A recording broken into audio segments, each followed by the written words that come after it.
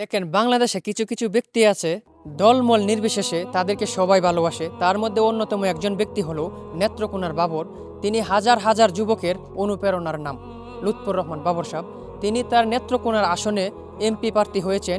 ঠিক একই আসনে তার স্ত্রীকে স্বতন্ত্র প্রার্থী হিসেবে দাঁড় করিয়েছে। এটা নিয়ে অনেকেই সমালোচনা করতেছে। আমরা বাংলাদেশি জাতি আর কিছু পারি আর না পারি, অন্তত মানুষকে নিয়ে সমালোচনা করতে পারি। লুৎফর রহমান বাবর সাহেব 17 বছর কারাদণ্ডে ছিলেন। তিনি কারাদণ্ড থেকে বের হয়ে তার আসনে এমপি হয়েছেন। তার নামে অনেক মামলা আছে। সেই মামলার কারণে তার নমিনেশন বাদও যেতে পারে। এই জন্য তার স্ত্রীকেও স্বতন্ত্র প্রার্থী হিসেবে দাঁড় করিয়েছে। আর এটাকে নিয়ে মানুষ সমালোচনা করে। বাংলাদেশের মানুষ আর ভালো হইল না। লুৎফর রহমান বাবর সাহেব তিনি একজন ভালো মানুষ। তিনি এমপি হবেন। তিনি বাংলাদেশের অনুপ্রেরণার আরেক নাম। তিনি স্বরাষ্ট্রমন্ত্রী ছিলেন। স্বরাষ্ট্রমন্ত্রী যদি আবার হয়, আমরা তাকে মেনে নিতে বাধ্য।